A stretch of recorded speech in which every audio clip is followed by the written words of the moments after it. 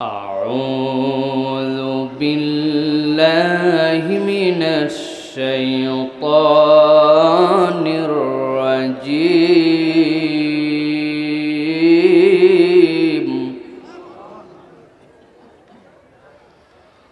بسم الله الرحمن الرحيم.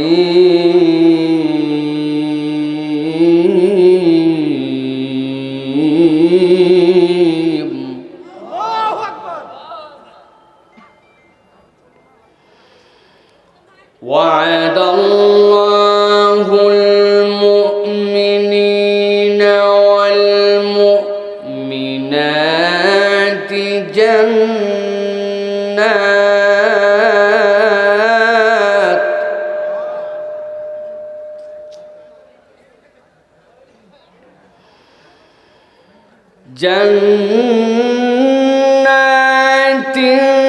تجري من تحتها الأنهار.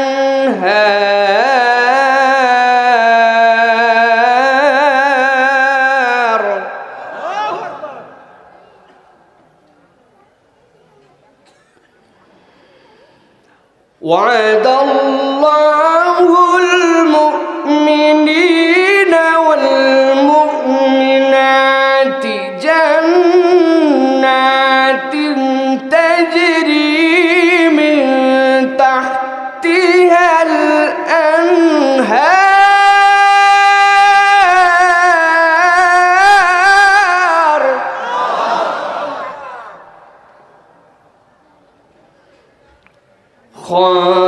خالدين فيها ومساكن طيبة في جنات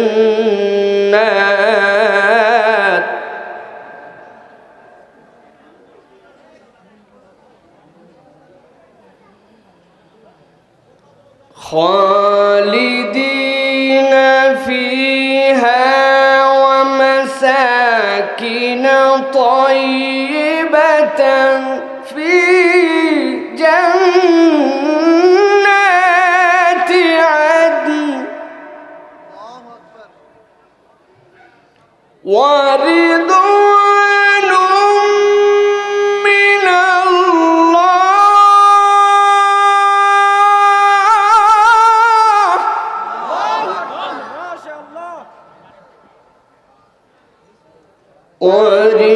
ورضوان من الله أكبر ذلك هو الفوز العظيم.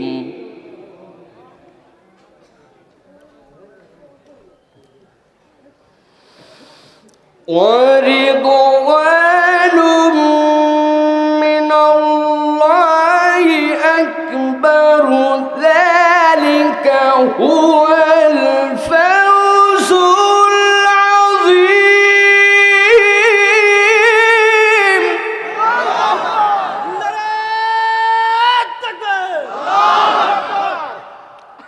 ذلك هو الفوز العظيم.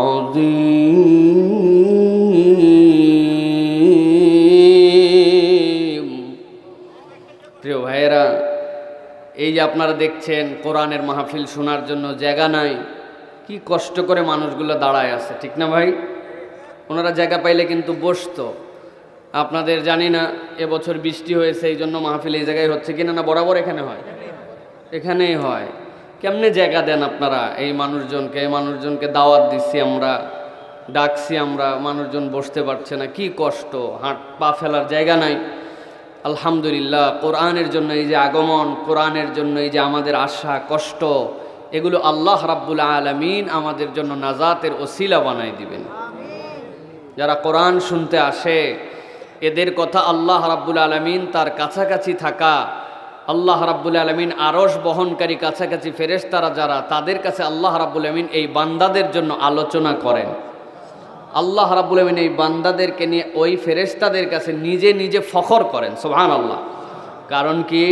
কারণ ওই ফেরেশতাদেরকে আল্লাহ রাব্বুল আলামিনের সিদ্ধান্ত তো জানাই ছিল আল্লাহর, কিন্তু তারপরেও জিজ্ঞাসা করেছিলেন যে আমি ইন্নী জাইলুন ফিল আরদি খলিফা, আমি দুনিয়াতে খলিফা প্রেরণ করব, তোমাদের মন্তব্য কি? ওরা কি বলছিল? আল্লাহ তাদেরকে পাঠাবেন লিউসফিকুদ দিমা, যারা রক্ত প্রবাহিত করবে, ফাসাদ করবে, এদেরকে পাঠানোর দরকার নাই, আমরাই তো আপনি যা বলেন অনবরত শুধু আপনার গুণকীর্তন করছি আমরা, কি দরকার ওদেরকে? আল্লাহ বলেন দেখছো তোমরা বলছিলা, কিন্তু আমার কতকগুলা বান্দাও এরকম দুনিয়া আছে যারা শত বাধা বিতপ্পি উপেক্ষা করে ইসলামের পথে থাকে, আমার হুকুম মানার চেষ্টা করে। শয়তানের প্ররোচনা তো ফেরেশতার উপরে কাজ করে না, কিন্তু ওদের উপরে শয়তানের প্ররোচনা কাজ করার পরেও সেই পথ থেকে সরে কোরআনের পথে থাকে। আল্লাহ এই বান্দাদেরকে নিয়ে খুশি হন। বিশ্বাস করেন আপনারা? কত ধরনের আপনারা নিজে নিজে টিভিতে প্রোগ্রামে দেখেন আর নিজেরা আনন্দ পান, আর চিন্তা করেন ইস আমি যদি ওই জায়গায় হইতাম, কেমনে আমি ওই জায়গায় হইতাম। আমরা চিন্তা করি বিদেশি রাষ্ট্রদূতেরা আসে, লাল গালিচা সংবর্ধনা দেয়, দেখছেন ভাই? আসার সাথে সাথে লম্বা করে লাল গালিচা পেড়ে দেয়, এরপরে দুই ধারে ফুল নিয়ে দাঁড়ায় থাকে। বাবারে বাবা, তারা মেহমান হিসাবে আসছে, লাল গালিচা সংবর্ধনা, মন্ত্রী মিনিস্টার রাষ্ট্রদূত সবাই দাঁড়ায় যায়।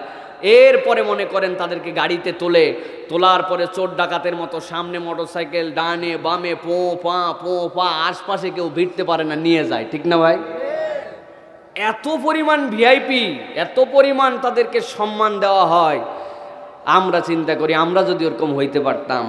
প্রিয় ভাইয়েরা, আল্লাহ রাব্বুল আলামিন আমরা দেখতে পাই না, কিন্তু আমার রসুল যেটা বলেছেন এটা 100% সত্য। যারা কোরআন শোনার জন্য, নিরেট কোরআন শোনার জন্য আসছে, বাজার হাট করার জন্য আসছিলাম, খাট একটা উঠছে দেখতে আসছিলাম, তারপরে শুনছি ভালো ভালো কসমেটিক্সের দোকান আসছে, দেখতে আইছি, ফাঁকে দেখি ঢাকার থেকে বলে একটা বক্তা আইছে, দেখে গেলাম একটু চেহারা।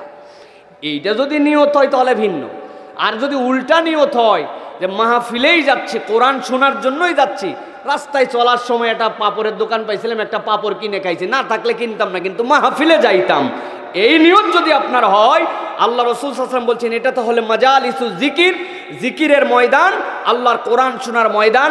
আপনি দেখতে পাচ্ছেন না, কিন্তু আমাদের পাশ দিয়ে অজস্র ফেরেশতা একজন আরেকজনের কাঁধের উপরে ভর দিয়ে আমাদেরকে ঘিরে আসমান পর্যন্ত আমাদেরকে আটকায় রাখছে। এত বরকতময় মাহফিল। আমাদের এখন মাহফিলের ব্যাপারে কনসার্ন ভিন্ন হয়ে গেছে।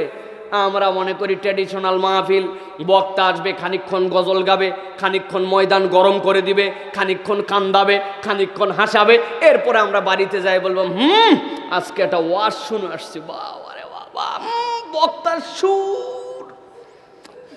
বাড়িতে কেউ যদি জিজ্ঞাসা করে সুর তো শুনলাম, কিন্তু কি বলছিল? আমি তো সুর শুনছি, আমি কি ওয়াজ শুনছি নাকি? তো এইরকম জানি না হয়, আমরা যেন কোরআনের কিছু কথা নিয়ে যেতে পারি, এই নিয়ত করে বসতে হবে। রাজি আছেন আপনারা? রাজি আছেন আপনারা? আল্লাহ রাব্বুল আলামিন যতগুলো ওয়াদা বান্দাদের সাথে করেছেন, আল্লাহ রাব্বুল আলামিনের সবচেয়ে গুরুত্বপূর্ণ ওয়াদা তার বান্দাদের জন্য রব্বুল আমিন বলছেন, আমি আমার বান্দাদের জন্য একটা ওয়াদা করলাম। পৃথিবীতে যত মানুষ আমি সৃষ্টি করেছি আদম আলাইহিস সালামের পর থেকে কিয়ামত পর্যন্ত যত মানুষ আসবে, আমি আল্লাহ এই মানুষের স্রষ্টা, কুল কায়নাতের স্রষ্টা। তবে আমি আল্লাহ নির্ধারিত করে বলছি, আমি আল্লাহ একটা মানুষকেও জাহান্নামের জন্য সৃষ্টি করি নাই। আমি আল্লাহ মানুষগুলাকে জান্নাতের জন্য সৃষ্টি করেছি। আমার আল্লাহ রাব্বুল আমিন বলছেন, ওয়াদাল্লাহুল মুমিনিনা ওয়াল মুমিনাতি জান্নাতিন তাজরি মিন তাহতিহাল আনহার।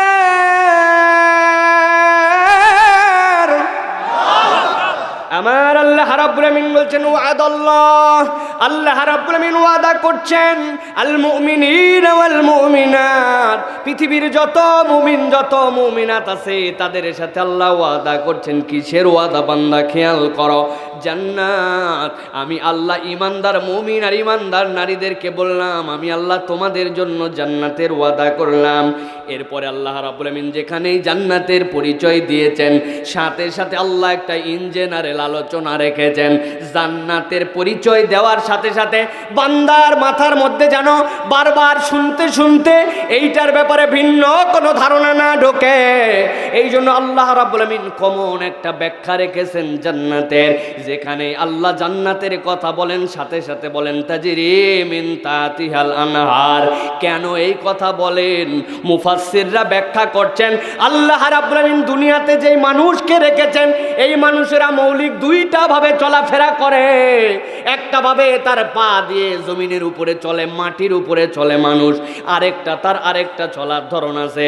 সেই মাটি যখন শেষ হয়ে যায়, সেই মাটিতে যানবাহন থাকে, সেই মাটিতে নানান ধরনের কিছুর উপরে চলে। কিন্তু যখন পানি বেঁধে যায়, ওই পানির উপরে হয়তোবা তার জন্য সাঁকো লাগে, নয়তোবা অন্য কিছু লাগে, না হলে সে বাহনের মধ্যে উঠে, সেই বাহনের উপরে উঠে উঠে সে চলাফেরা করে।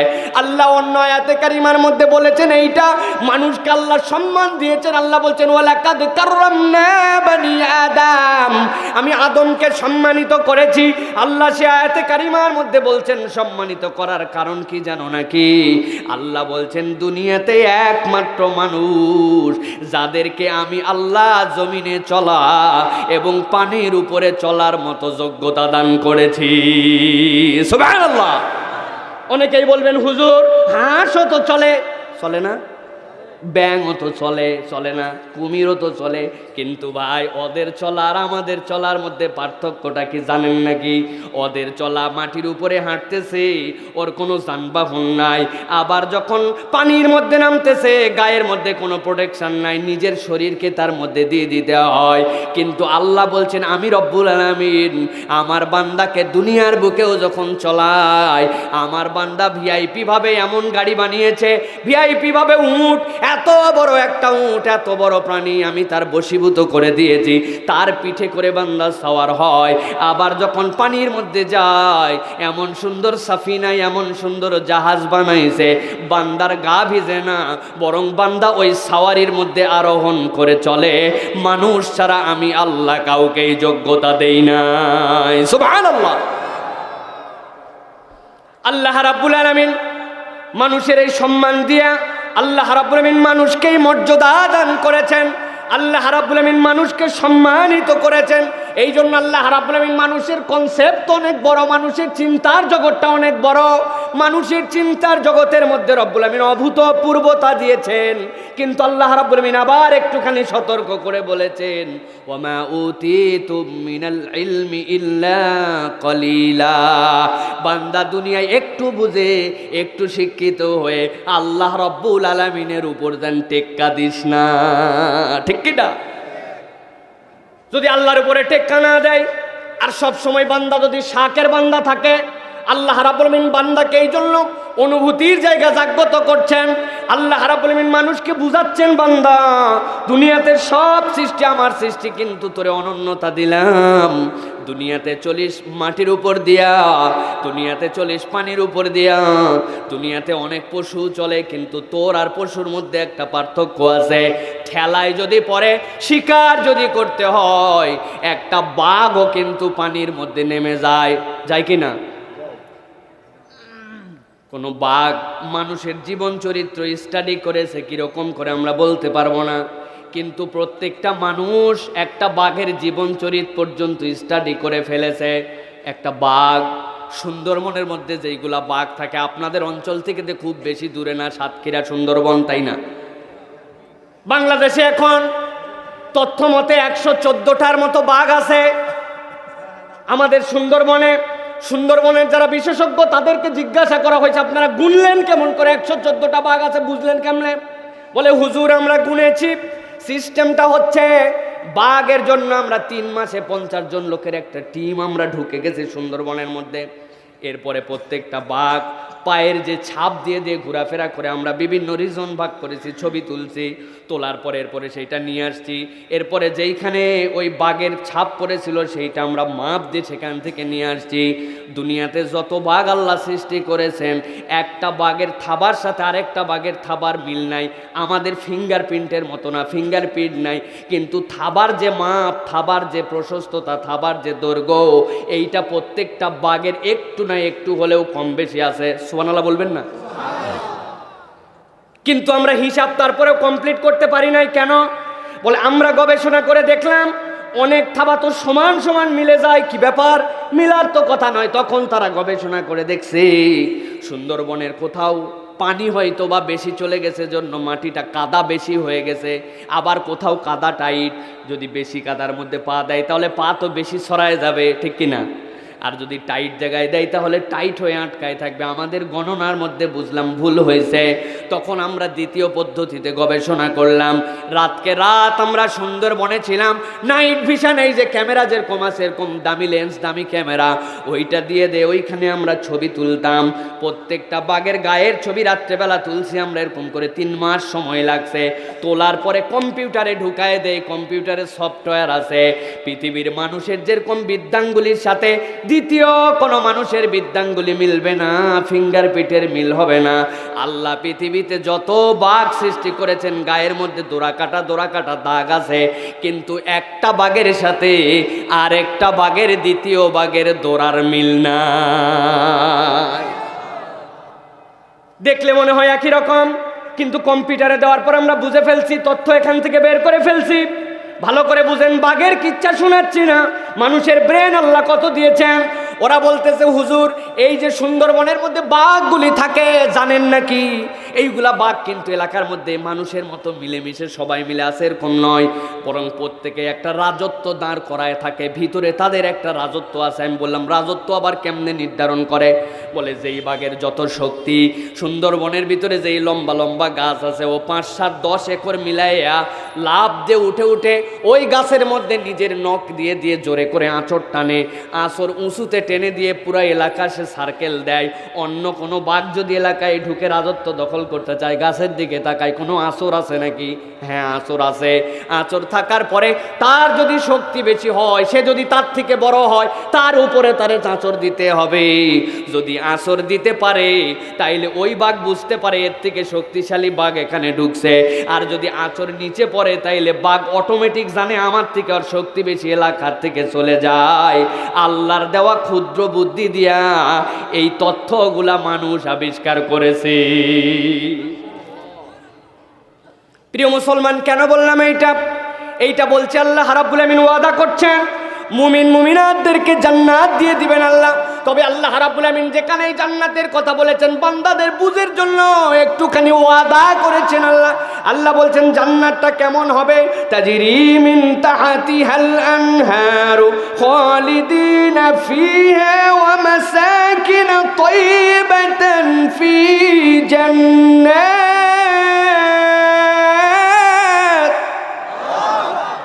আল্লাহ রাব্বুল আমিন বলছেন ও বান্দা, দুনিয়ায় যেরকম মাটির উপরে চলিস আর পানির উপরে চলিস, আমি রব্বুল আমিন জান্নাতটা তোর জন্য এরকম করব না। বান্দা জেনে রাখ, ওই জান্নাতে একবার যদি আসিস, আমি আল্লাহ তোর পায়ের নিচ দিয়ে অজস্র অজস্র ধারায় নহরমালা প্রবাহিত করব। তুই ওই নহরের উপর দিয়ে ওই জান্নাতের মধ্যে ঘুরে বেড়াবি। সুবহানাল্লাহ। অনেকের চিন্তা হবে আরে নহরের উপর দিয়ে আবার কেমন করে ঘুরে? পানির উপরে গেলে তো মানুষ ডুবে যায়, ঠিক কিনা?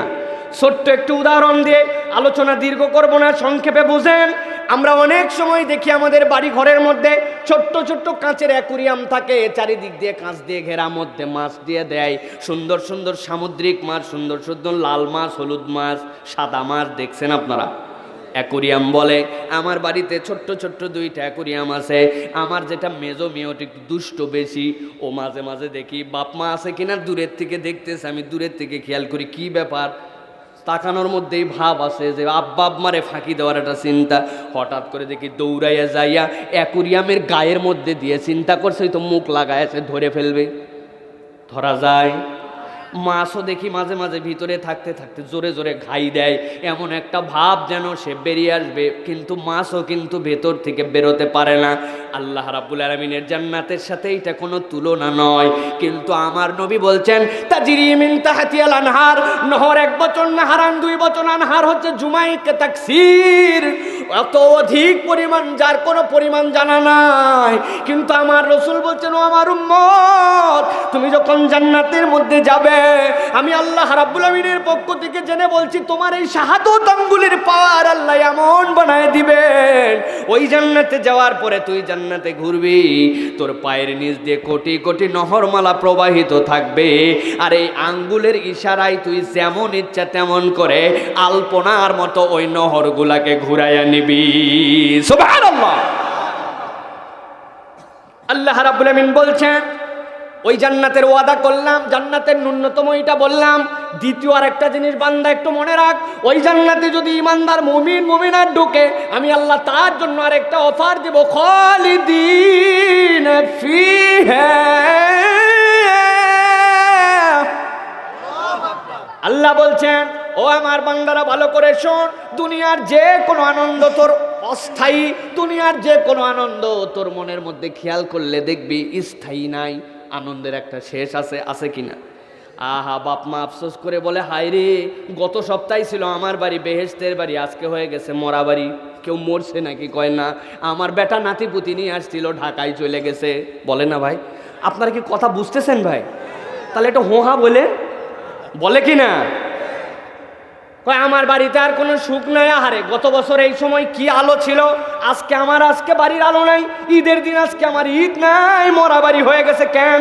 কয় গত বছর আমার বাচ্চা ছিল, এই বছর প্রবাসে ঈদ করে, ছেলে বিদেশে চাকরি পেয়ে চলে গেছে, ওই টাকাতেই মা হয়তো বাড়িতে ঈদের বাজার করছে, কিন্তু তার বাড়ির আনন্দ নাই। এরকম বলে কিনা ভাই? ক্রিকেট খেলা পছন্দ করে না এখানে কারা কারা ভাই? ওরে বাবারে, ক্রিকেট খেলার জন্য জীবন দিয়ে আলাবে প্রয়োজনে। আসরের নামাজে বললাম, চল ভাই চল একটু নামাজে, কয় হুজুর পাওয়ার প্লের 1 ওভার বাকি। এটা আবার পাওয়ার প্লে কি জিনিস? কয় হুজুর 6 ওভার প্রথম পাওয়ার প্লের মধ্যে ফিল্ডার সব ভিতরে খালি উড়ায় মায়ের হচ্ছে এখন। নামাজ আমি শেষে সালাম যায় ধরলেই হবে।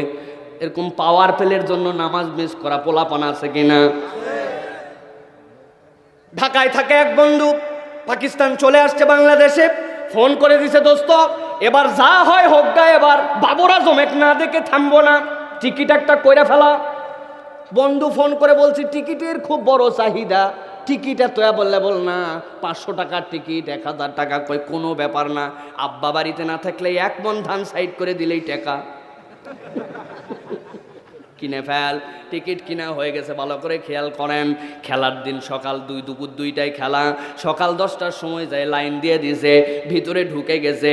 মাঠের মধ্যে যাওয়ার পরে খেলা দেখছে, বাংলাদেশের ম্যাচ দেখে উত্তেজিত আনন্দিত, তালি দিছে, চিল্লাইছে, চিৎকার করছে, সাবাস বাংলাদেশ, সাবাস বাংলাদেশ, সাকিব আল হাসান বাংলাদেশের জান।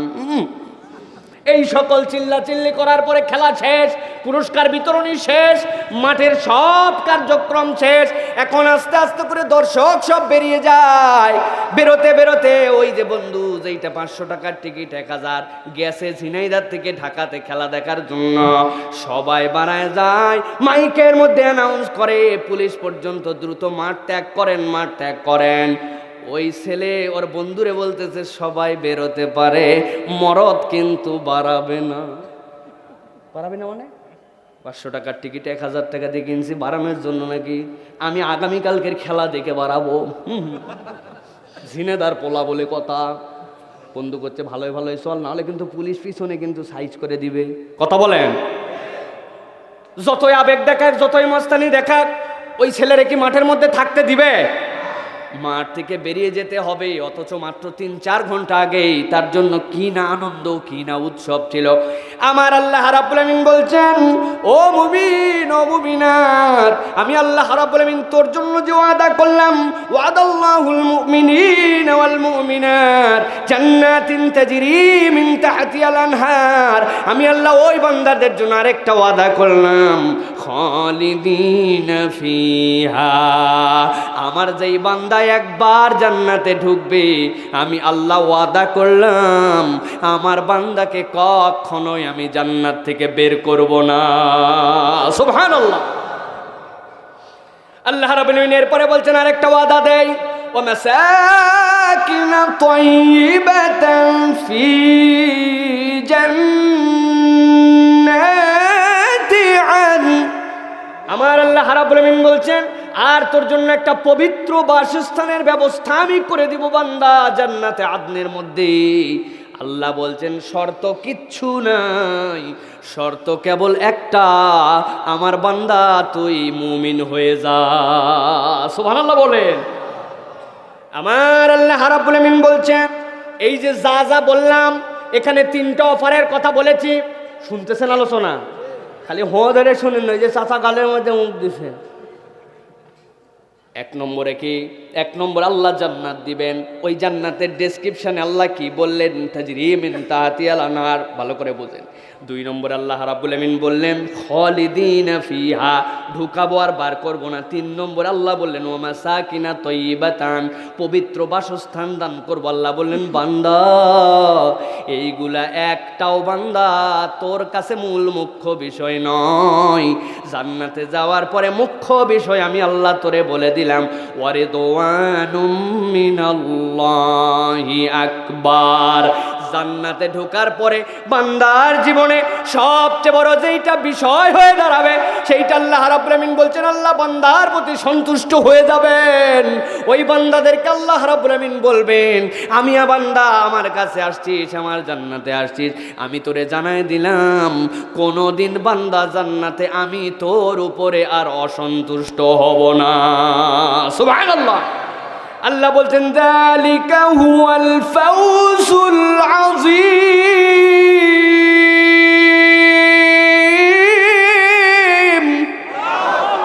আল্লাহ বলছেন বান্দা জেনে রাখ এটাই হচ্ছে চূড়ান্ত সফলতা, এর উপর আর কোনো সফলতা নাই। আল্লাহ অন্য আয়াতে কারিমার মধ্যে বলছেন সূরা নিসার 122 নম্বর আয়াতের মধ্যে আল্লাহ রাব্বুল আলামিন বলছেন জেনে রাখ আল্লাযীনা আমানু ওয়া আমিলুস সলিহাতি সানুদখিলুহুম জান্নাতিন তাজরি মিন তাহতিহাল আনহারু খালিদিনা ফিহা আবাদা ওয়া'দাল্লাহি হাক্কান ওয়া মান আসদাকু মিনাল্লাহি কিলা।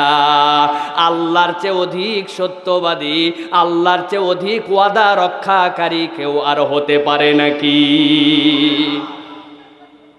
আমার রসুলকে দুনিয়ায় পাঠানো হলো, ভালো করে শোনেন, আমার রসুলের অনেকগুলা নাম, অনেকগুলা উপাধি, কিন্তু আল্লাহ সব পয়গম্বরের থেকে আমার রসুলকে আলাদা করেছেন, ইউনিক করেছেন। সুবহানাল্লাহ বলেন।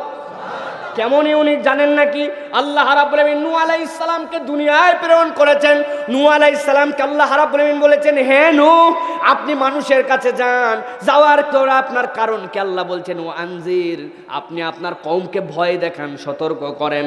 আল্লাহ রাব্বুল আলামিন মূসা আলাইহিস সালামকে প্রেরণ করলেন, বললেন আপনি আপনার কওমকে সতর্ক করেন, আনজির কওমাক, আপনি আপনার কওমকে সতর্ক করেন। কিন্তু আপনার আমার নবীকে আল্লাহ দুনিয়ায় প্রেরণ করার পরে আগে সতর্ককারী, আগে ভীতি প্রদর্শনকারী বলেন নাই। আল্লাহ বলছেন রসুল আপনার পরিচয় হচ্ছে ওয়াবাশশিরিল মুমিনিনা ওয়াল মুমিনাত, আপনি আপনার উম্মতকে, আপনার মুমিন মুমিনাত উম্মতকে আগে আনন্দের বার্তাটা পৌঁছায়া দেন। সুবহানাল্লাহ। কি আনন্দের বার্তা আল্লাহ নবী পৌঁছালেন? কি বার্তা দেওয়ার জন্য আল্লাহ নবীকে আল্লাহ পাঠালেন? আল্লাহ রাব্বুল আমিনের রসুল সেইটা বর্ণনা করে দিয়ে গেছেন। 23 বছর ধরে আল্লাহ নবী জান্নাতের বর্ণনা দিলেন, জান্নাত জান্নাত জান্নাত। ভালো করে আল্লাহ রাব্বুল আমিন বলতেছেন এতদিন তো জান্নাতের কথা বললেন, কিন্তু জান্নাতের কথা কত দূর বললেন আমার বান্দাদেরকে একটু বলে যাবেন না রসুল? ফাইনাল বলে যান। আল্লাহ রাব্বুল আলামিন আল্লাহ রসুলের মুখ দিয়ে বলালেন, রসুল ফাইনাল ডেসক্রিপশন দিচ্ছেন জান্নাতের। আল্লাহ রাব্বুল আলামিন বলছেন আপনি বলেন, এতদিন পর্যন্ত জান্নাতের নানান বর্ণনা দিচ্ছেন, এখন কনক্লুশন দিয়ে দেন। রসুল কনক্লুশন দিচ্ছেন মালা আইনুন রাআত ওয়ালা উজনুন সামিআত ওয়ালা খাতারা আলা কলবি বাশার। আল্লাহ রাব্বুল আলামিন বলছেন রসুল আপনি বলেন এতদিন পর্যন্ত আপনার উম্মতের জন্য জান্নাতের যে বর্ণনা দেওয়া হয়েছে, মা লা আইনুন রাত, দুনিয়ায় আপনি কত সৌন্দর্য দেখেছেন, দুনিয়ায় কত সুন্দর দেখে দেখে আপনার জান ভরে যায়। রসুলকে বলা হলো শেষ করেন, আলোচনা আপনার শেষ করে দেন। আল্লাহ রসুল বললেন তোমাদের দেখা যেখানে শেষ, জান্নাতের দেখার সৌন্দর্য সেখান থেকে শুরু। কান দিয়ে কত কি শুনছো তুমি, আহারে কান দিয়ে ডিস্কো ড্যান্স শুনে, কান দিয়ে গান বাজনা শুনে, কান দিয়ে হারাম শুনে কত কি শোনে, অথচ আল্লাহ রাব্বুল আমিন এই কানকে এইগুলা শোনার জন্য সৃষ্টি করেন নাই। আল্লাহর কালাম শুনবে, আল্লাহর কথা শুনবে, কিন্তু এই সুন্দর যা কিছু তুমি শোনো, আল্লাহ বলছেন রসুল আপনি বলে দেন, শেষ করে দেন। আল্লাহ নবী বললেন ওয়ালা উযুন সামিআত, দুনিয়ায় তুমি যা শুনেছো তোমার সৌন্দর্য শোনা যেখানে শেষ, জান্নাতে আল্লাহ সেখান থেকে তোমার শোনা শুরু করবেন।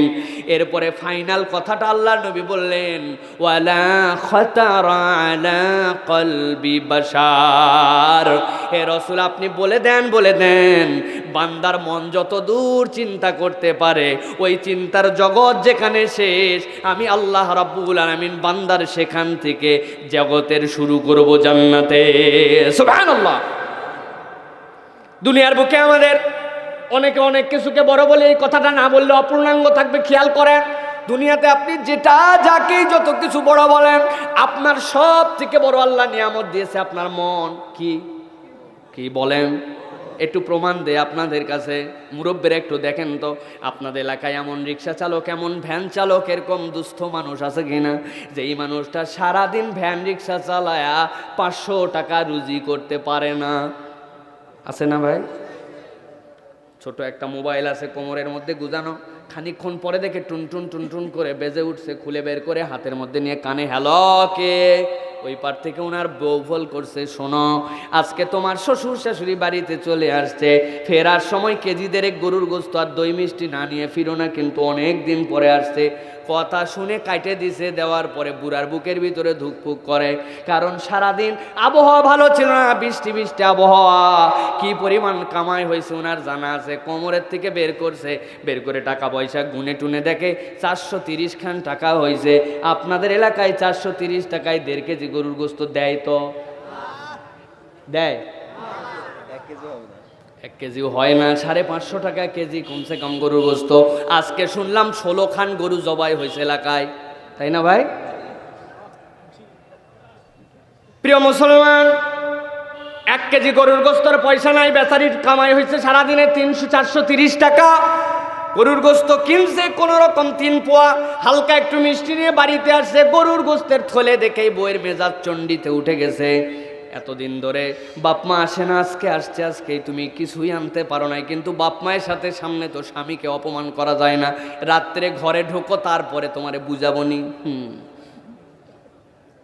রাত্রে শোয়ার পরে ফিস করে বলে তোমার হুঁশার কেলাস নাকি? একটা মানুষ কতদিন পর শ্বশুর শাশুড়ি এসছো, যে কয় টুকরা নিয়ে এসছো কার মুখে দিব? তাও তো মিছাই বলতেছি, বাচ্চা কাচ্চা ছড়া রাখে, খান আপনারা খান, হাড়িতে আরো আছে, কিছুই নাই।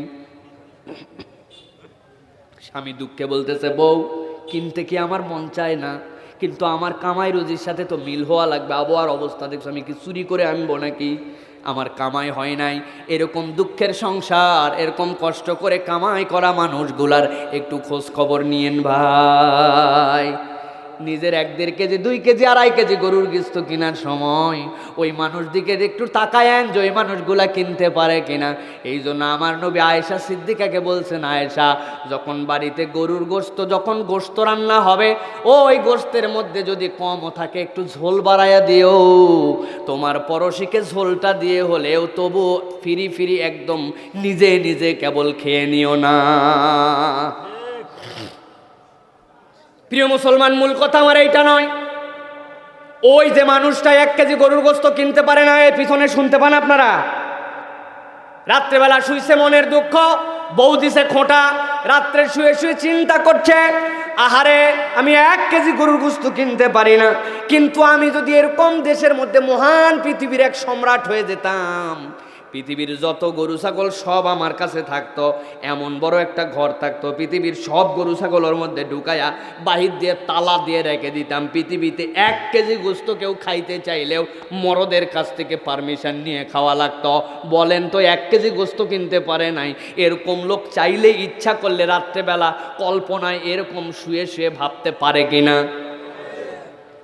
আরে আমি চাল কিনতে পারি না, পোলাওয়ের এত দাম, দুনিয়ার যত চাউল ডাউল আছে আরেক গুডাউনের মধ্যে ভরে রেখে দিতাম।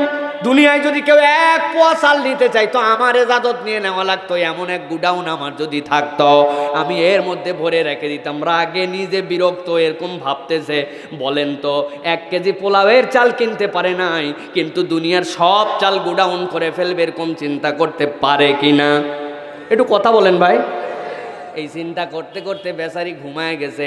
ঘুমের মধ্যে স্বপ্নে দেখতেছে জান্নাতে চলে গেছে। ও বাবা, জান্নাতে যাওয়ার পরে হুরপরিরা সব আসছে, বড় বড় খাঞ্চার মধ্যে ভর্তি করে করে মোরগের এত বড় বড় রান নিয়ে আইছে। এসে বলছে যে প্লিজ স্যার একটা খান প্লিজ। ও ভাব নিচ্ছে না, সর সর এখন খাবার ডিস্টার্ব করো না, please don't disturb me, sir please একটা খান। আরও ভাব নিচ্ছে। আসে না এরকম ভাই? একটা পোস্ট নিচ্ছে, নিজের একটা ওয়েট আছে, তো একবার বললেই যদি খায় না ইজ্জত থাকে নাকি? অনেক সাদা সাদির পরে বলছে এত করে যখন বলছো তখন ছোট দেখে একটা লেগ পিস দাও। একটা ছোট দেখে রান নিয়ে মুখের মধ্যে চিবাচ্চা, হা হা কি মজা। খানিকক্ষণ পর বউ আছে ধাক্কায় বলছে এই লোকটা উঠো, খেতা চিবাও কি জন্য? ঘুম ভাঙ্গে তো বুঝছে কিসের জান্নাত, বাড়ির খেতা চিবাই শেষ করে ফেলতেছে। প্রিয় মুসলমান, এইটা হাসানোর জন্য বলি নাই। আমার নবী বললেন মালা আইনুন রাআত ওয়ালা উযনুন সামিআত ওয়ালা খাতার আলা কলবি বাশার। ও দুনিয়ার মানুষ, তোমার চিন্তার জগৎ দুনিয়ার মধ্যে যেখানে শেষ, আমি আল্লাহ জানালাম ওয়াদা করতেছি আমার বান্দার জন্য, আমি আল্লাহ রাব্বুল আমিন আমার বান্দার জন্য জান্নাতের জগৎটা সেইখান থেকে শুরু করে দিব। সুবহানাল্লাহ। এই জান্নাতে যাওয়ার জন্য, এই জান্নাতের শর্ত পূরণ করার জন্য আপনার আমার জন্য কাজ কয়টা? আল্লাহ নবী এখানে একটা কাজ আল্লাহর পক্ষ থেকে জেনে বলছেন, সেইটা হচ্ছে ঈমানটাকে বিশুদ্ধ করা। বলেন সবাই কি করা? ঈমানকে বিশুদ্ধ করা। কিন্তু আমরা দেখতে পাই এখন আমাদের কুষ্টিয়া ঝিনাইদহ সহ এই অঞ্চলের মানুষের সব হচ্ছে আস্তে আস্তে কাঁচা বাড়ির থেকে পাকা বাড়ি, পাকা বাড়ির থেকে দোতলা বাড়ি। আগে নিজের দোকান ছিল না নিজের দোকান, আগে বাইক ছিল না বাইক, সব আস্তে আস্তে আমাদের বাড়ে, কিন্তু ঈমান আমাদের থেকে বিদায় নেয়।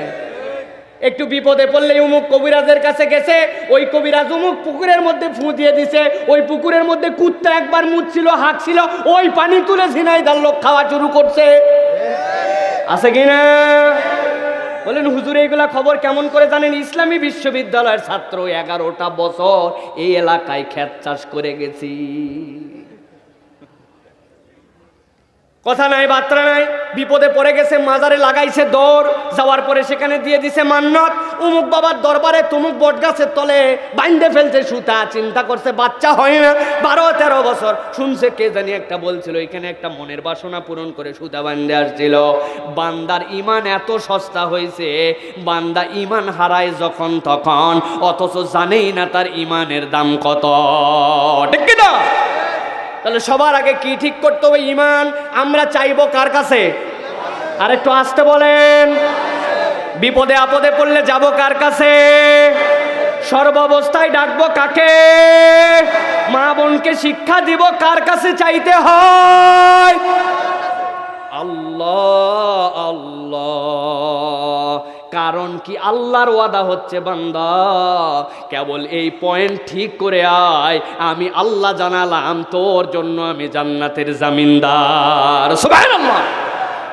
দুনিয়ার সামান্য একটু অফারে আপনারা যদি বলা হয় যে এই জায়গায় দাঁড়াও, এই লাইনে দাঁড়ালে 5 কেজি করে তুমি পেঁয়াজ পাবে, 5 কেজি করে আলু পাবে, আর ওই লাইনে যদি দাঁড়াও তাহলে কি পাবে? ওই লাইনে 10 কেজি তেল, 10 কেজি পেঁয়াজ, 10 কেজি আলু। কোনো পাগল ছাগল ওই জায়গায় দাঁড়াবে? দাঁড়াবে? তা আল্লাহ বলল আপনাকে যে জান্নাত দিবে, যেই জান্নাতের এরকম ডেসক্রিপশন, ইমানটা মজবুত করতে হবে। তা আপনি দুনিয়ার সাময়িক বিপদ, সাময়িক অল্প একটু অসুবিধা, সাময়িক বাচ্চা হয় না, সাময়িক একটুখানি দুনিয়ার বুকে অসুস্থতা নিয়ে ঘুরেন, এর জন্য কি আপনি মাজার, পীর, ফকির, কবিরাজ এইগুলার কাছে দৌড়াইয়া, বিভিন্ন কিছু গলার মধ্যে ঝুলাইয়া, বিভিন্ন কিছু লেখে নকশা করে আপনার মধ্যে দিয়া, পানি খাওয়ায়া, জাদু চালান করে, হাত দেখায় ইমানকে হারাতে পারি? খবরদার, খবরদার, আমরা ইমান হারা হতে রাজি নাই। আর সবার টার্গেট হচ্ছে ইমানের যে জজবা, ইমানের যে পাওয়ার, কেমন করে মুসলমানদের থেকে ওইটা সরায় দেওয়া যায়। এক এলাকায় নাকি এত ইঁদুর, এত ইঁদুর ওই এলাকায়, কিন্তু এলাকায় একটা বিড়াল আসছে। বিড়াল আসার পরে বাকি ইঁদুররা একটু চলাফেরা তাও করে, কিন্তু ওদের মধ্যে একটা ইঁদুর এত ভীতু, ও কখনো একা একা বের হয় না, ভয়ে, বিড়ালের ভয়ে, অন্তরে ভয়। কোথাও গেলেই সাথে আরো 2-4 জন নিয়ে যায় ইঁদুর। একদিন ওর খুব জরুরি কাজ বাঁচছে, কিন্তু যেতে পারতেছে না, কারণ আর কোনো আশপাশে ওর বন্ধু বান্ধব খয়ের খা কোনো ইঁদুর নাই। এখন কি করবে? অনেকক্ষণ পরে দেখে একটা ধাড়ি ইঁদুর এক জায়গায় বসে আছে, তারা যায় বলছে যে ভাই, আমি তো একাই যাইতে পারি না, তুই কি আমার একটু সঙ্গ দিবি? কেন? আমার খুব ভয় লাগে, একটা বিড়াল আছে না, দেখি নাই, শুনছি খালি একটা বিড়াল আছে, এই ভয়ে আমার অন্তরটা কেমন করে। দেখুন এই ধাড়ি ইঁদুর ওই ইঁদুরের সাথে নিয়ে যেতে যেতে বলতেছে, শোন, আমি কারোর সাথে মিশি না, আলাদা হয়ে থাকি, কিন্তু আমার একটা হেভি পাওয়ার আছে, আমার এই পাওয়ার দিয়ে তুই যা হতে চাবি তোরে তাই বানাই দিব। কয়, আমি তো বেশি কিছু হতে চাওয়ার দরকার নাই, আমাকে তুই যদি বিড়াল বানাই দিস তাই তো ভালো। তাহলে বিড়ালের ভয় চলে গেল আমার মধ্যে থেকে। বলতে ঠিক আছে, যা, তোরে আমি বিড়াল বানাই দিলাম। ওই সাথে সাথে বিড়াল হয়ে বিরাট ফর্মে চলে আসছে, এখন ওই তো নিজেই ইঁদুরে ভয় দেখায়। কিন্তু খানিকক্ষণ পরে দেখছে বাবা বিড়াল হয়তো বিপদে পড়ছে, কুত্তা ধাবড়ায়, যেখানেই কুত্তা দেখে, আরে আমি খাবো একটুখানি হাড্ডি, কুত্তা আছে দখল দেয়, কামড়ায় ফেলতে চাই, করে গেলে কিছুই ভয় করে না। কুকুর ভয় করে? বিপদে পড়ে দেখছে, আগে তো তাও ইঁদুর ছিলাম, একটা পজিশনে ছিলাম, এখন দেখি খালি চারিদিক কুত্তা। ওই ইঁদুরের কাছে যায় বলছে, ভাই আমার বিপদ আরো বাড়ছে। কয় কি? কয় এখন কুত্তা খালি ধাবড়াই, তো কি করা লাগবে? কয় এই বিপদের উদ্ধারের জন্য তুই আমার কুত্তা বানাই দে। হ্যাঁ, ওরে কুত্তা বানাই দিছে। কুত্তা হওয়ার পরে মোটামুটি সে এখন খুব বীরদর্পে আছে, মোটামুটি ঘোরাফেরা করতেছে, যে এখন কুকুর। কিন্তু রাত্রেবেলা একদিন যে এলাকায় আছে ওই এলাকায় আর কুকুর নেই, দেখে 4-5টা শিয়াল চারিদিক দিয়েছে। দিনের বেলা কুত্তার কাছে জম শিয়াল, রাত্রেবেলা শিয়াল রে দেখে কুকুর ভয় পায়। এমন ভাবে চারিদিক দর্ত পিলাই চমকাই গেছে, বাবারে বাবা, ইঁদুর থাকাই ভালো ছিল, বিড়াল যাও বিপদে ছিল, আজকে তো খাইয়া লাইছে আমারে। কোন রকম পরি মরি করে কোন রকম এক জায়গায় যায় আশ্রয় নিয়ে, পরের দিন যায় বলছে, ভাই বিপদের কোনো শেষ নাই, কুকুর হো আরো বিপদ, রাত্রেবেলা চলাফেলা এলাকায় কুত্তা কম, আমারে বিপদের বিপদ, তুই আমারে কি বানা? কয় তাহলে তোরে আমি আর বাঘ বানাই দেই, সবচেয়ে সুবিধা। ওরা বাঘ বানায় দিছে। বাঘ বানায় তারপর বনের মধ্যে ইঁদুর বাঘ হয়েছে, চারটিখানি কথা। গল্প দেখছেন, গল্পর একটা লাইন থাকা লাগবে তো। ইঁদুর বাঘ হয়ে এখন বনের মধ্যে ঘুরে, খানিকক্ষণ পরে দেখে সিংহ তো বাঘের উপরের মাতব্বর। সিংহ দেখে একটা বিচ্ছিন্ন বাঘ কোত্থেকে এসে ঘুরে বেড়ায়, এক সিংহ না 5-7টা সিংহ সবাই মিলে ওরে পিছনে লাগাইছে এখন দাবরানি। ও তো ভয়ে আতঙ্ক, কোন রকম ওই রাত পার করে আবার ইন্দুর সাহেবের কাছে এসে বলছে যে আমার বিপদের কোনো শেষ নাই, কিচের বাঘ, সিংহ আমারে দাবরায় শেষ। ইঁদুর তখন বলছে যে দেখো, সিংহর সাথে বাঘ অনেক সময় ফাইট করে, অনেক সময় পালায় যায়, তোমার মূল সমস্যা বিড়াল হওয়া, বাঘ হওয়া, কুকুর হওয়া এইগুলাতে নয়, তোমার মূল সমস্যার জায়গা হচ্ছে তোমার অন্তরের ভয়। তুমি যদি ইঁদুর হয়েও অন্তরের ভয় নিয়ে চলতে, ভয় ত্যাগ করে দিয়ে চলতে পারতে, অন্তরে যদি সাহস করতে পারতে, তাহলে তোমার ওই ইঁদুরই থাকা লাগতো, আজকে তোমার বাঘ হয়েও ভয় নিয়ে চলা লাগতো না। মূল কাজ হচ্ছে অন্তরকে ঠিক করে ফেলা। এই কথা এই জন্য বললাম, মুসলমানদের মূল শক্তি ছিল ইমানে, মুসলমানদের মূল শক্তি ছিল তাকবীরে, মুসলমানদের মূল শক্তি ছিল বিশুদ্ধ আকীদায়। সারা পৃথিবী একদিক, মুসলমান একদিক, লক্ষ কোটি মানুষ একদিক, ইমানদার একদিক। সেই শক্তি আজকে ইহুদি নাসারারা আমাদের থেকে সরায় নিয়ে মুসলমানকে ইমান শূন্য করতে চায়, মুসলমানদেরকে তাহজিব শূন্য করতে চায়। আমরা সেই ষড়যন্ত্রে পা দিয়ে দিছি, অথচ বুঝতেই পারি না। ঠিক কিনা বলেন?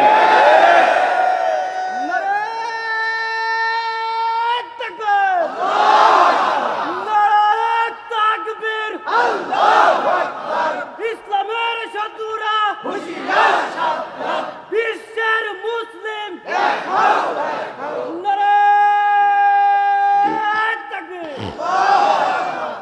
আল্লাহ কবুল করুক। প্রিয় ভাইয়েরা, ইসলামের শত্রু কে আছেন এখানে? হাত তোলেন তো।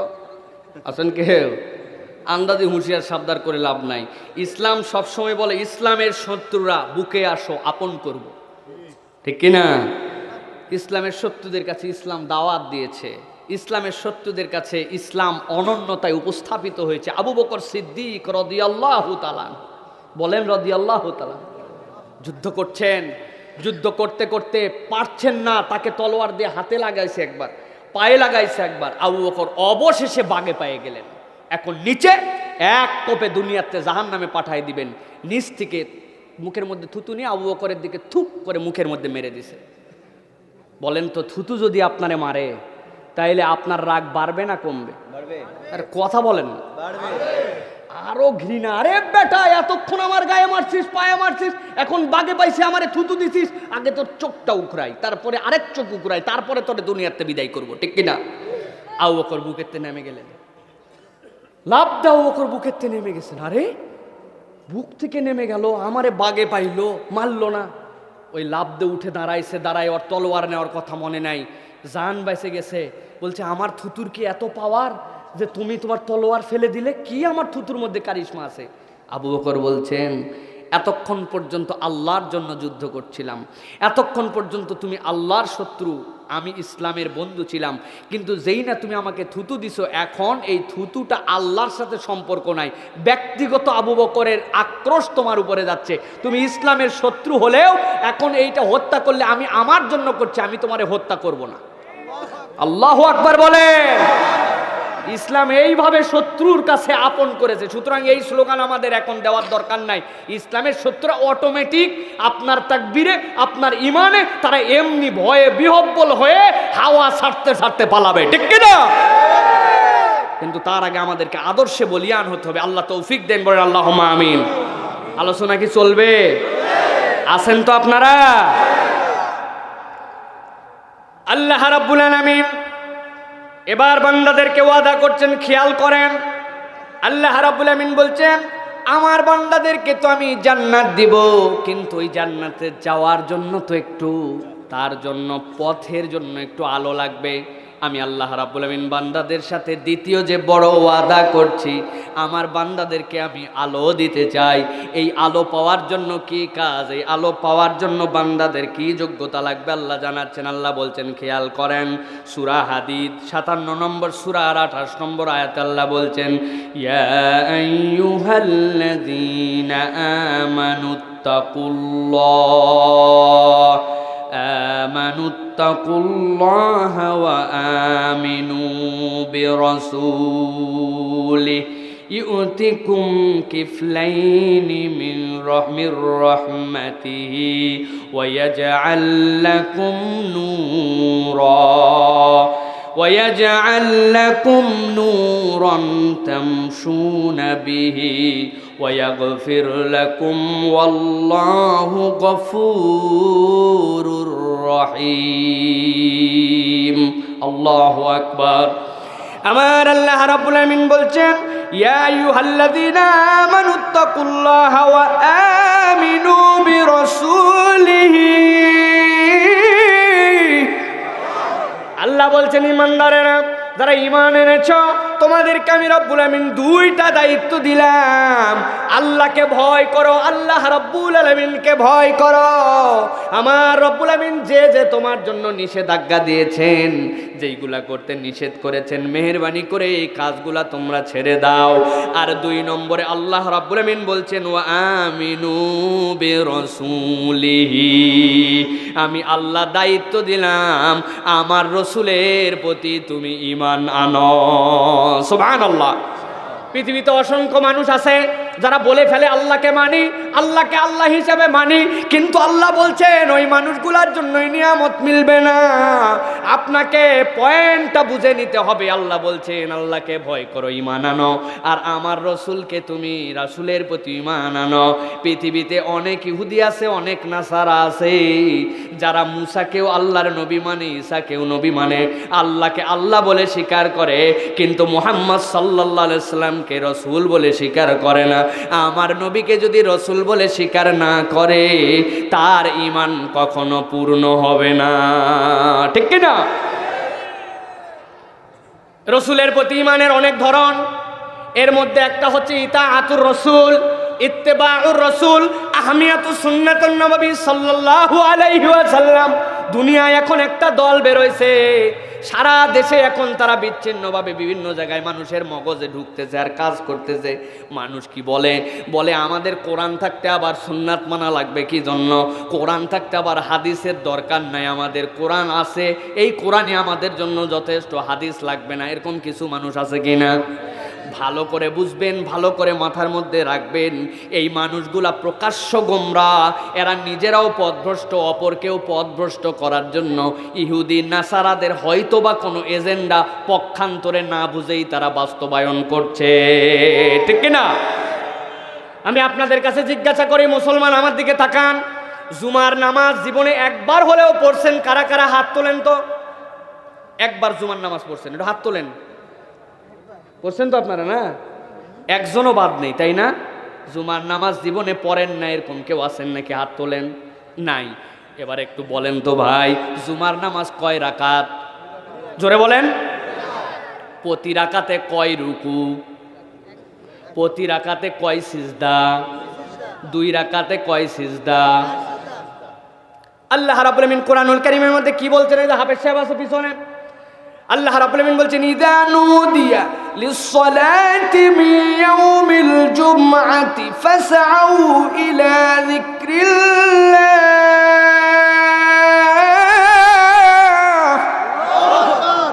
ও ঈমানদারেরা, যখন তোমাদের কাছে জুমার আযান দেওয়া হয়, ভালো করে জুমার আযান দেওয়া হয়, তোমরা আল্লাহর জিকিরের দিকে দৌড় দাও। নামাজের দিকে বলছেন আল্লাহ? না, আল্লাহ জিকিরের দিকেই জন্য বলেছেন। জুমার দিনে কেবল নামাজই কাজ নয়, জুমার আগে খুতবা আছে, কিছু নামাজ আছে, খতিব সাহেবের বক্তব্য শোনা আছে, তারপরে জুমার নামাজ আছে।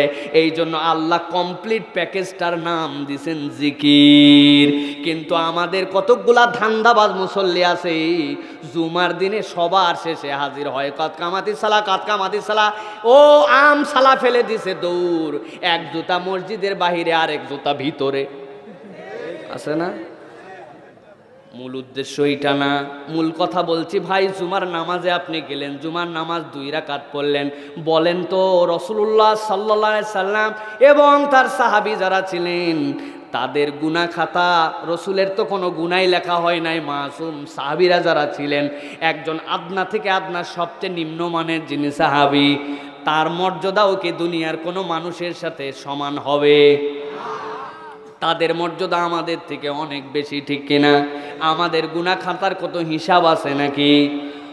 ইমাম সাহেব বলছে, আরে সাহাবীরা রাদিয়াল্লাহু আনহু ওয়া রাদওয়ান, তাদের গুনাহ খাতা নাই, তাদের ভুলভ্রান্তি নাই, আল্লাহ রাব্বুল আমিন রসুলের সকল কিছুকে আগের পিছের মাফ করে রেখেছিলেন। অতএব নবীজির সময় তো 2 রাকাত করে নামাজ হতো, এখন থেকে জুমার দিনে যেহেতু বেশি মুসল্লি হয়, আমরা 4 রাকাত করে নামাজ পড়ব, আর প্রতি রাকাতে 2টা করে রুকু করব, প্রতি রাকাতে 4টা করে সিজদা করব। যেহেতু আমাদের গুনাহ খাতা বেশি, আল্লাহর কাছে 4 রাকাত জুম্মার নামাজ আমরা পড়তে চাই। কারা কারা রাজি আছেন? হাত তোলেন। ও বাবা, একজনও নাই? কি ব্যাপার? কোরআনুল কারীমের মধ্যে যদি কোরআন খুলে কেউ দেখাতে পারেন, পুরা কোরআনের কোথাও আছে যে জুমার নামাজ 2 রাকাত? পুরা কোরআনের কোথাও নাই। পুরা কোরআন পুরাটা যদি আপনি খোলেন, কোথাও বলা নাই প্রতি রাকাতের মধ্যে 1টা রুকু 2টা সিজদা, পুরা কোরআনের কোথাও নাই। তাহলে জুমার নামাজ পাইলাম কোথায়? রুকু পাইলাম কোথায়? সিজদা পাইলাম কোথায়? আমার নবী যেমনে পড়াইছে, যেমনে রুকু করছে, আল্লাহ বলছে জুমা পড়ো, আল্লাহর দেখানো পদ্ধতিতে, বাকিটুকু আমার নবী দেখাইছে, ঠিক কিনা? তাহলে বলেন তো, জুমার নামাজ নবী ছাড়া পড়া যায়? রুকু কি নবী ছাড়া করা যায়? সিজদা কি নবী ছাড়া করা যায়? তাহলে যারা আপনাকে আমাকে বলতেছে খালি কোরআন হলেই চলে, নবী জানলে লাগে না, বুঝা যায় এরা ইসলামের বন্ধু নয়, ইসলামের দুশমন এবং ইমানের রাস্তা হারা। আল্লাহ রাব্বুল আমিন এই জন্য বলছেন, ইয়া আইয়ুহাল্লাযীনা আমানুত্তাকুল্লাহা ওয়া আমিনু বিরাসূলিহি يؤتكم كفلين من رحمته ويجعل لكم نورا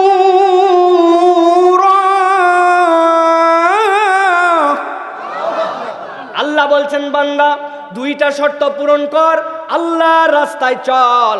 আল্লাহ রাব্বুল আমিন যেই সকল নিষেধ করেছেন এই নিষেধগুলা থেকে বেঁচে থাক, আর রসুলের ইতাআত কর। আল্লাহর নবীর ইতাআত যদি আপনি করেন, আমার নবীর সুন্নাতকে যদি হৃদয় আঁকড়ায় ধরেন, সেটা চলার সুন্নাত, বলার সুন্নাত, আচরণের সুন্নাত, জীবনের সব ক্ষেত্রে নবীর সুন্নাত লাগবে। আমাদের অনেকের ধারণা হয়েছে সুন্নত মানেই হচ্ছে কেবল দাড়ি, টুপি আর জুব্বার পাগড়ি, এর বাহিরে মনে হয় সুন্নত নাই, তাই না? সুন্নত মানে এইটুকু মনে করছি আমরা। আবার আরেক দল অতি আগায়া বলতেছে যে এই সুন্নতেরও দরকার নাই। প্রিয় মুসলমান, দুই দল ভুলের মধ্যে আছে, ভালো করে খেয়াল করে শুনে নেবেন, মুখস্থ করে রেখে দিবেন। আপনি যদি কবরের মধ্যে যান, কবরে যাওয়ার সময় আপনি ওসিয়ত করে গেছেন, হুজুর ওসিয়ত করে গেছে আমি কবরে যাওয়ার সময় সারা জীবন জুব্বা পরছি, টুপি পরছি, অতএব বাবারা কাফন তো দিবেই দিবে, মেহেরবানি করে আমারে পাগড়ি পরায়া জুব্বা পরায়া কবরে দিও। মানবেন তো? কেন?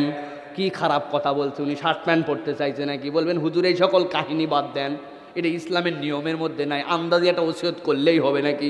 ওসিয়ত তো কেউ কেউ করছিল বাবা ঢোলবাসি বাজায়া, আমার মরণের সময় ঢোলবাসি বাজায়া। আহা হা। প্রিয় মুসলমান, আপনি এইটা তো মানবেন না, কিন্তু খেয়াল করে দেখেন আপনার জুব্বা আপনার টুপি কিছুই কবরে যায় না, কিন্তু কবরে যাওয়ার পরে একটা সুন্নাত ছেলে মানুষ হলে কবরে আপনার সাথে যায়। এই নবী করিম সাল্লাল্লাহু আলাইহি ওয়াসাল্লামের দাড়িখানা কবরের মধ্যে সুন্নত হিসেবে যায়, ঠিক কি না? যেই না কবরে দাঁড় করাবেন, আল্লাহ রাব্বুল আমিন জিজ্ঞাসা করাবেন মান হাযার রাজুলুল্লাযী বুইসা ফী কবরিক, এই যে কবরের মধ্যে যে মানুষটাকে পাঠানো হলো চিনো নাকি, চিনো নাকি? আল্লাহ নবীকে যদি আপনি দেখানো হয়, আল্লাহ নবী শুভ্র একটা দাড়ি দেখতে পাবেন। উম্মত যদি দাড়ি চাচা হয়, উম্মত যদি আল্লাহ নবীর থেকে স্মার্ট হতে যে নিজের মুখে দাড়ি না রাখে, কবরে যাওয়ার পরে নবীরে নাও চিনতে পারে, ঠিক কিনা? লজিকের কথা এইটা। এই জন্য প্রিয় ভাইরা দাড়ি রেখে দেন। আবার আরেক দল দাড়ি রাখছে আর চিন্তা করছে বাইসে গেলাম, ওরে বাবা রে বাবা, উনার দোকানে সকালবেলা লোক আসছিল, লোক আসার পরে উনি মুদিখানার দোকানদারি করে, সকালবেলা গোসল করে এসে দাড়ি আঁচড়াচ্ছে, বড় বড় করে বাড়ি মারছে, দাড়িতে পানি ঝাড়াচ্ছে। এমন সময় একজন এসে বলছে মসুরির ডাল আছে নাকি? বলে আছে মানে কি, দেখতেছেন না সবে এক নম্বর। আসল কথা হচ্ছে আগের রাত্রেবেলা ইন্ডিয়ান আর চাইনিজ মসুরি ওর মধ্যে মিক্স করছে, মিক্স করে দেশি মসুরির কেজি 110 টাকা, চাইনিজগুলা 85 টাকা, ইন্ডিয়ানগুলা 90 টাকা, লাভ বেশি করার জন্য এক মনের মধ্যে 20 কেজি মিক্স দিয়া লম্বা দাড়ি ঝাড়ে, আর সাথে বলতেছে মসুরি আছে নাকি? বলে আছে মানে কি, এক নম্বর। ওই লোক চিন্তা করছে এত ইমানদার দোকানদার তো আগে পাই নাই, নিতে চাইছিলাম 1 কেজি, এখন দিয়া দিলাম 5 কেজি, দে বাবা। সুন্দর করে দাড়ি ঝাড়া দেখে 5 কেজি নিয়ে চলে গেছে। ওই লোকেরও কাল মৃত্যু হয়ে গেছে, কবরে চলে গেছে, এত বড় দাড়িওয়ালা। এখন কবরে নবীরে দেখাইছে, দেখায় বলছে চিনো নাকি নবী? আপনি মনে করছেন এত বড় দাড়ি দিয়া পার? তাই আমার নবী কি চিটার ছিলেন? 2 নম্বর ছিলেন। আমার নবী বলেছেন মান গাশশানা ফালাইসা মিন্না।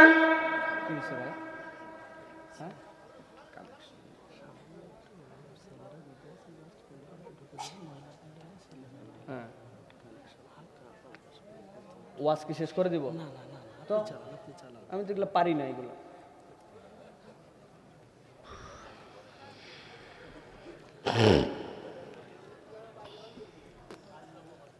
আপনারা আছেন ভাই? শুনবেন আর একটু? আমি মাহফিলে আসার আগে সব কথা বলে কই আসি, একদম ক্লিয়ার করে আসি, যাতে করে মানুষজন একটু কথা শুনতে পায় ইনশাআল্লাহ। আপনাদের এটা বড় মাহফিল, আলহামদুলিল্লাহ, অনেক খরচ হয় মাহফিলে, তাই না ভাই?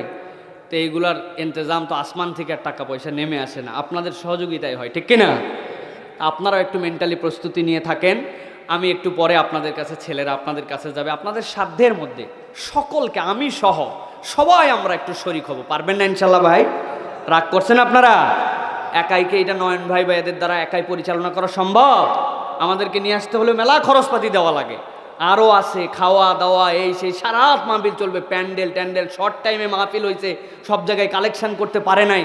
আপনাদেরকে কিন্তু সহযোগিতা করে যেতে হবে। ওই যে দোকানে আপনারা প্রত্যেকেই কিছু না কিছু খরচ করছেন, মাহফিলে আপনি যদি ইমানদার হন, মুসলিম হন, আপনি শিশু হন, বালেগ হন, নাবালেগ হন, ছেলে হন, মেয়ে হন, বৃদ্ধ হন, শিব, তারপরে মাইকালা হন, ইউটিউবার হন, কেউ বাদ নাই, স্টেজে হন, হাফেজ সাহেব হন, কারি সাহেব হন, সবাইকে শরীক হতে হবে। পারবেন না ইনশাআল্লাহ? পারবেন ইনশাআল্লাহ? কারা কারা পারবেন না যে হুজুর 10 টাকা দিলে আমি ফকির হয়ে যাবো, এরকম হাত তোলেন, আমি তার হয়ে দিয়ে দিব। আপনি পারবেন না তো হাত তুলছেন কেন? বুঝে হাত তোলেন না লোকজন। কি রে বাবা, ডবল দেয়া লাগবে।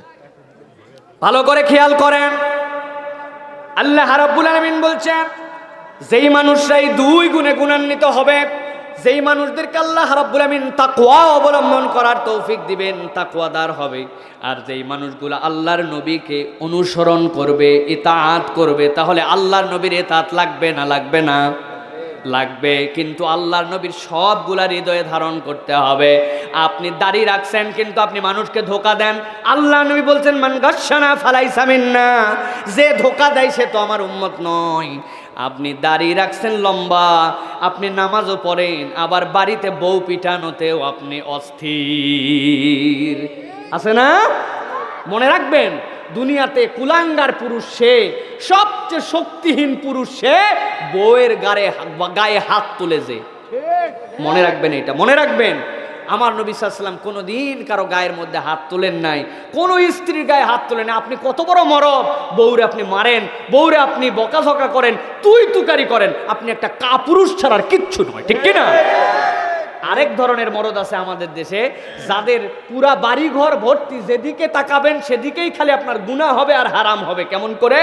উনারা ছেলে বিয়ার আগেই চিন্তা করে, বেটা একটা বড় করছি, বাপ রে বাপ কি একটা জিনিস বানাইছি, কেবল বাজারে দাম উঠছে, কেউ 2 লাখ দিতে চায়, কেউ অ্যাপাচি দিতে চায়, কেউ বা ফ্ল্যাট দিতে চায়, উনি এইগুলার অপেক্ষা করতেছে, আর ছেলের অপেক্ষা করায়া এরপরে বিয়ে যখন কথাবার্তা হয়ে গেছে, তখন হাজী সাহেবের কাছে আসছে যে হাজী সাহেব আপনাদের কোনো চাহিদা আছে কিনা? কই নাউজুবিল্লাহ, আমি হজ করেছি, এগুলো বলতে পারবো না, মেয়ে জামাইরা ওদের সাথে কথা বলো। মেয়ে জামারাই বলছে আপনি, আপনাদের একটা মান সম্মান নাই, হাজী সাহেব এগুলো চাই। হাজী সাহেব এই ধরনের কোনো মন মানসিকতা, আল্লাহ ওনার কলিজা অনেক বড় করছে, তবে উনি আমাদেরকে ইশারা দিছে মেয়ে তো ঢাকায় থাকবে, ওইখানে নিয়ে যাওয়ার পরে আপনারা যদি তার জন্য একটা বড় রেফ্রিজারেটর দেন, ফ্রিজ দেন, তাহলে ঢাকার থেকে আমরা এই দেশের থেকে ছোট ছোট গুড়া মাছ, দেশি মাছ পাঠালে এইগুলো ওর মধ্যে রাখলো, বড় একটা টিভি দিলে কটকটি মটকটি দেখলো, বিকালবেলা যখন ঘুরতে বেরোবে তখন আপনার কি নিরাপত্তা অবস্থা চলতেছে জানেনই তো। একটা মোটরসাইকেল দিলে আপনার মেয়ে পিছন করে একটু ঘুরবে, ঘর বাড়ি সাজাই দিলে আত্মীয় স্বজন গেলে আপনাদেরই সুনাম করবে। বিআই বলছে বুঝছি আপনাদের কোনো চাহিদাই নাই, আপনাদের মতো মানুষই হয় না, আর বলা লাগবে না। এই যে আপনি সব সুন্দর করে সাইজ করে নিলেন, সুন্দর দাড়ি, সুন্দর আপনি ইমানদার, কিন্তু আপনি হচ্ছেন টাউট এবং বাটপার। আপনার বাড়ি হারাম, আপনার চলা হারাম, আপনার খাওয়া হারাম, আপনি পণ নিয়ে আপনি মেয়ের বাড়ির থেকে এইগুলো নিছেন। এই রকম যদি করেন, এইটা নবীর ইত্তেবা করা হলো না, এই দলের জন্য আল্লাহর এই ওয়াদা খাটবে না। এই জন্য মেহেরবানি করে এই হারাম খাওয়ার থেকে নিজেদেরকে হেফাজত করেন। আল্লাহর নবীর প্রকৃত অনুসারী হয়ে মেয়েদের থেকে একটা চুল কানা করেও নিব না, এই নিয়ত আপনাকে করতে হবে। রাজি আছেন আপনি? আল্লাহ রাব্বুল আমিন বলছেন, যারা এরকম ভাবে আল্লাহর ভীতি নিয়ে নিজের জীবনে চলবে আর রাসূলের ইতাআত করবে, আমি আল্লাহ রাব্বুল আমিন তাদের জন্য বললাম নূরান তামশুনা বিহি। আল্লাহ রাব্বুল আমিন তাদেরকে একটা নূর দান করে দিবেন, আলো দান করে দিবেন। আর আল্লাহ বলছেন ওয়ায়াগফির লাকুম, আল্লাহ ওই বান্দাদের জন্য আরেকটা ওয়াদা করলেন, তাদেরকে ক্ষমা করে দিবেন। ওয়াল্লাহু গফুরুর রহিম, আল্লাহ বলছেন আমার ওই বান্দাদের জন্য আমি রব্বুল আলামিন ক্ষমার সর্বোচ্চ রূপ নিয়ে হাজির হয়ে যাব। সুবহানাল্লাহ। আল্লাহ রাব্বুল আলামিন অন্য আয়াতে কারিমার মধ্যে বলছেন ইয়াউমা তারাল মুমিনিনা ওয়াল মুমিনাতি ইয়াসআ নূরুহুম বাইনা আইদিহিম ওয়া বিআইমানিহিম। আল্লাহ রাব্বুল আমিন বলছেন, ও দুনিয়ার মানুষ, দুনিয়ায় তো তোমার একটা আলো, যেইটা দুনিয়াতে তোমাকে দেওয়া হয়েছিল, কিন্তু এই দুনিয়ার আলোর বাহিরেও কিয়ামতের দিনে যখন মানুষ যাবে, ওই মানুষগুলা যখন অন্ধকার পৃথিবীর থেকে, অন্ধকার কবর থেকে যখন কিয়ামতের ময়দানে যাবে, ওই মানুষগুলা ডানে বামে কোনো আলো ছিল, আমি রব্বুল আমিন তাদের জন্য ঘোষণা দিয়ে দেব, ওই দিন কিয়ামতের ময়দানে তাদের সামনে আর তাদের পাশ থেকে আমি রব্বুল আলামিন আলো নির্গমনের ব্যবস্থা করে দিব। সুবহানাল্লাহ। আমার রাসূল বলছেন, ভালো করে খেয়াল করেন, দুনিয়ার বুকে আপনি যে ঈমান নিয়ে কবরে গেছেন, ওই ঈমানের এমন পাওয়ার হবে, ওই ঈমানের এমন আলো আল্লাহ রাব্বুল আমিন দিবেন, দুনিয়ায় যে ঈমানদারের ঈমান একবারে কম হবে, একবারে কম, আল্লাহ রাব্বুল আমিন এই বিধানগুলির মাথা দিয়ে হলেও তার জন্য এমন ফোকাসের আলো দিবেন, যার আলো তো বেশি এক শহর থেকে আরেক শহর পার হয়ে যাবে, কিন্তু যার আলো কম হওয়ার পরে ওই বিধানগুলির মাথাতে কেবল আলো থাকবে, আমার রব্বুল আমিন ওই আলো দিয়া ওই বান্দাকে তার জান্নাতে ঢুকায়া দিবেন। সুবহানাল্লাহ। আল্লাহ রাব্বুল আলামিন এরপরে বান্দাদের জন্য ওয়াদা করছেন। আল্লাহ রাব্বুল আমিন বলছেন, ও দুনিয়ার মানুষ, দুনিয়ার জীবন তোমার শেষ হলো, খেয়াল করেন, আল্লাহ রাব্বুল আমিন সবচেয়ে বড় নিয়ামত বান্দাদের জন্য যেটা দিবেন, সেটা ওয়াদা হচ্ছে আল্লাহর আলো। দুনিয়াতে আল্লাহর নূর যদি না থাকে, দুনিয়ার কোনো মানুষ সঠিক পথের দিশা খুঁজে পাবে না, ঠিক কিনা? অনেক বড় আলো নিয়ে দুনিয়ায় ঘোরে, দুনিয়ায় তার লাইটের পাওয়ার অনেক, তার বাড়িতে অনেক ধরনের লাইট, বিদেশি ঝাড়, পুরা বাউন্ডারি ওয়াল দিয়ে তার লাইট, মানুষ দেখে আর কল্পনা করে কত সুন্দর রে, কিন্তু হিসাব করলে দেখা যাবে ওই বাড়ির মধ্যে আল্লাহ নাই, ওই বাড়ির মধ্যে রসুল নাই, ওই বাড়ির মধ্যে নাচ গান হয়, হারাম হয়, ওই বাড়ির মহিলারা পর্দা পুশিদা করে না, ওই বাড়িওয়ালার কামাই যদি হারাম হয়, তাহলে দুনিয়ার বিদ্যুৎ পাইছে, কিন্তু ওই মানুষ আল্লাহর আলো পায় না, ঠিক কিনা? আমার আল্লাহ রাব্বুল আমিন বলছেন, বুশরাকুমুল ইয়াউমা জান্নাতুন তাজরি মিন তাহতিহাল আনহারু খালিদিনা ফিহা যালিকা হুয়াল ফাউজুল আযীম।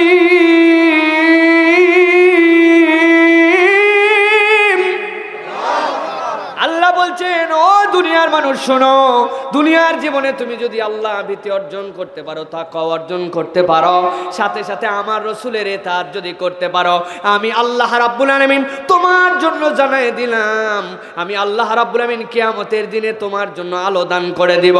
ওই আলোর পাওয়ার দিয়ে বান্দা জান্নাতের দিকে চলতে শুরু করবে, ফেরেশতারা পাশ থেকে বাহবা দিয়ে দিয়ে বলবে, বুশরাকুমুল ইয়াউম, আজকের দিনে তোমাদের জন্য আনন্দের সংবাদ, আনন্দের সংবাদ। মানুষজন চিন্তা করবে, আলো পাইছি, জান্নাতের দিকে হাঁটা দিছি, আল্লাহর পক্ষ থেকে ঘোষণা আসছে আনন্দের সংবাদ, আনন্দের সংবাদ। কি আনন্দের সংবাদ? ওই মানুষগুলাকে ফেরেশতারা বলতে শুরু করবে, সাথে সাথে ওয়াসিকাল্লাযীনা তাকাউ ইলাল জান্নাতি যুমারা। ওই দিন আল্লাহ ভীত মানুষগুলাকে ফেরেশতারা ক্ষুদ্র ক্ষুদ্র দল বানাবে। জুমার মানে হচ্ছে দল, জুমার মানে গুনগুন শব্দ। আল্লাহ রাব্বুল আমিনের ওই বান্দাগুলা যখন ছোট্ট ছোট্ট দলে ভাগ হয়ে হয়ে আল্লাহ তাসবিহ করতে গুনগুন করতে করতে যাবে, যেই না জান্নাতের সামনে হাজির হয়ে যাবে, জান্নাতের সামনে হাজির হওয়ার পরে কোনো কথা বলতে হবে না। এমন এমন ঢাকায় সুপার শপ, বড় বড় মার্কেট হয়েছে এখন, ওই মার্কেটের সামনে যে লেখা থাকে না পুল বা পুশ, ঠেলা দাও বাটানো লেখা থাকে না, মার্কেটের সামনে হাজির হয়ে গেছেন, সাথে সাথে দরজাটা অটোমেটিক খুলে যায়। এরকম দরজা দিয়ে ঢুকছেন নাকি কেউ? দরজার সামনে দাঁড়াইছেন, অটোমেটিক দরজা সেন্সর আছে, দরজা খুলে গেছে, আপনি ভিতরে ঢুকে গেছেন, দরজাতে লেখাও নাই, ধাক্কা দেন বা টানেন, আমার আল্লাহ বলছেন ফেরেশতারা বলতে শুরু করবে, বুশরাকুমুল ইয়াউম জান্নাতিন তাজরি মিন তাহতিহাল আনহার। ও বান্দারে, তোরা তো সেই দিকে যাচ্ছিস গুনগুন করতে করতে, যেই জান্নাতের পাদদেশ দিয়ে নহরমালা প্রবাহিত, সেই না বান্দারা দল ঝাঁকে ঝাঁকে এসে উপনীত হবে। সাথে সাথে বান্দারা জান্নাতের সামনে দাঁড়াবে, জান্নাতের সামনে দাঁড়ায় জিজ্ঞাসা করবে, ও ফেরেশতা, আসার সাথে সাথে তো অটোমেটিক জান্নাতে খুলে গেল, আহলান সাহলান বলে বলে তো আমাকে জান্নাতে ঢুকাইতে চাও, কিন্তু আমি একটু তোমার কাছে শুনতে চাই, এই জান্নাতের মধ্যে কি কি নিয়ামত আছে বলো তো। ফেরেশতা চিন্তা করবে, বাবা এই বান্দার এরকম অবস্থা, আমার কাছে আগে জিজ্ঞাসা করে কি নিয়ামত আছে। ফেরেশতারা বলবে আমার জান্নাতে এইটা আছে, এইটা আছে, এইটা আছে, এইটা আছে। বান্দা বলবে না, তোমার জান্নাত যাব না। সুবহানাল্লাহ বলেন। পরের জান্নাতের সামনে আবার হাজির। সংক্ষেপে বলছি, ঘুরতে ঘুরতে এমন জান্নাতের সামনে বান্দা হাজির হয়ে যাবে, যাওয়ার পরে ফেরেশতাকে জিজ্ঞাসা করবে কি কি আছে জান্নাতে। হাদিস আমাদেরকে সাক্ষ্য দিচ্ছে, আল্লাহর নবী বলছেন, ইজা সালতাল জান্নাতা ফাসআলিল জান্নাতাল ফিরদাউস। বান্দা যদি তুমি জান্নাত চাও, আল্লাহর কাছে ফিরদাউস চেও। ওই বান্দা জান্নাতের সামনে যখন দাঁড়াবে, ফেরেশতা যখন সব নিয়ামতের বর্ণনা দিয়ে দিবে, বান্দা ওইটা শুনে বুঝে ফেলবে আমার নবী যেই জান্নাতের কামনা করতে বলেছিলেন, আমি তো সেই জান্নাতের সামনে দাঁড়িয়ে। ফুতিহাত আবওয়াবুহা, জান্নাতের দরজা খুলে যাবে, সাথে সাথে বান্দা জান্নাতের মধ্যে ঢুকে যাবে। আমার আল্লাহ রাব্বুল আমিন বলছেন, যালিকা হুয়াল ফাউজুল আযীম।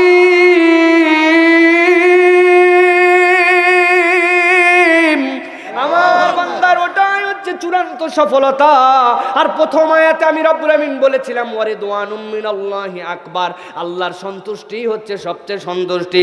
বান্দা জান্নাতের মধ্যে যখন ঢুকে যাবে, জান্নাতে ঢোকার পরে জান্নাতে থাকতে শুরু করে দিয়েছে, অনেক অনেক কাল জান্নাতের মধ্যে আছে। খেয়াল করেন, আল্লাহ রাব্বুল আমিন হঠাৎ করে একদিন জান্নাতের মধ্যে এসে হাজির হয়ে যাবেন। আল্লাহকে দেখতে পাবে না, কিন্তু কণ্ঠ বুঝতে পারবে। সুবহানাল্লাহ। জান্নাতীদেরকে আল্লাহ জিজ্ঞাসা করবেন, ইয়া আহলাল জান্নাহ, জান্নাতীরা লাফ দিয়ে উঠে বুঝবে এটা আমার রবের শব্দ। সাথে সাথে বলবে, লাব্বাইক ওয়া সাদাইক ওয়াল খায়রু বিয়াদাইক। আয় রব্বুল আমিন, আমরা তো সবাই তোমার জন্য লাব্বাইক সাদাইক বললাম, ভালো মন্দ সব তোমার হাতে আছে, তোমার হাতে আছে। বান্দা আনন্দিত হয়ে যাবে। আল্লাহ এবার জান্নাতীদেরকে জিজ্ঞাসা করবেন, হাল রাদিতুম, জান্নাতে কি তোমরা খুশি আছো নাকি? বান্দারা মনে মনে চিন্তা করবে, আমার রবকে রাগ করলেন নাকি, আমার রবকে অসন্তুষ্ট হয়ে গেলেন নাকি, আমার রব আমারে জান্নাতে যা দিছেন এই পাওয়ার যোগ্যই আমি না, সেই রব আমারে আবার কেন জিগায় জান্নাতে তুমি খুশি আছো কিনা? বান্দারা সাথে সাথে উত্তর দিবে, ওয়া মা লাকা লা নারদা ইয়া রাব্বানা ওয়া ক্বাদ আতাইতানা মা লাম তুতি আহাদান ক্বাবলানা। ও আমাদের রব, বলো কি জান্নাতে আমরা না খুশি থাকতে পারি নাকি? তুমি আমাদেরকে যা দিছো ইতিপূর্বে তো এই নিয়ামত আর কাউকেও দেওনি। সুবহানাল্লাহ। আল্লাহ রাব্বুল আমিন জান্নাতীদেরকে সাথে সাথে বলবেন, কেমনে তোরা বুঝলি বান্দা, সবচেয়ে বেশি সবার আগে তোরে নিয়ামত দিছি, কেমনে বুঝলি? আগেও কাউকে দেইনি, তুই কেমনে অনুভব করলি?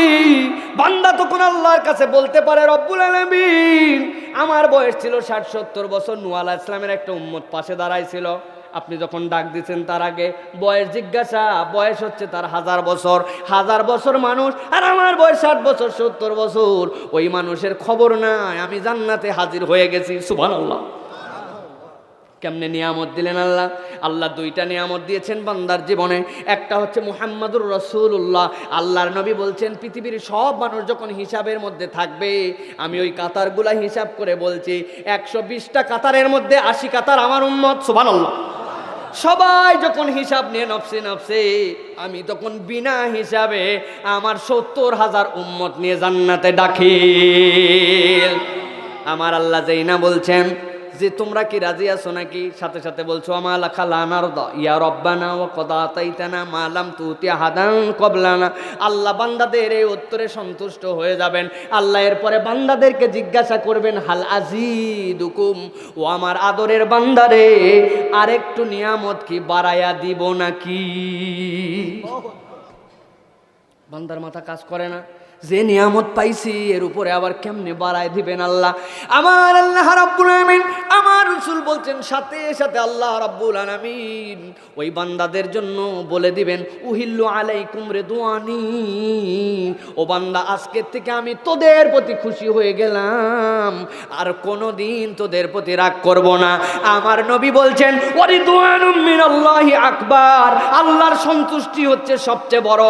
আল্লাহ যেই বান্দাদেরকে এই কথা বলবেন, বলার সাথে সাথে আল্লাহ রাব্বুল আমিনের মুখের উপরে যতগুলা পর্দা থাকবে সব পর্দা সরে যাবে। ওই দিন ওই বান্দারা আল্লাহর দিদার জান্নাতে পেয়ে যাবে। বান্দারা আল্লাহর দিকে তাকায় থাকবে, কতকাল কত বছর দুনিয়ার কোনো হিসাব দিয়ে মিলবে না। কেন এই কথা বলছি? ওয়ারে দুআনুম মিনাল্লাহি আকবার পাওয়ার জন্য আমাদেরকে চেষ্টা করতে হবে।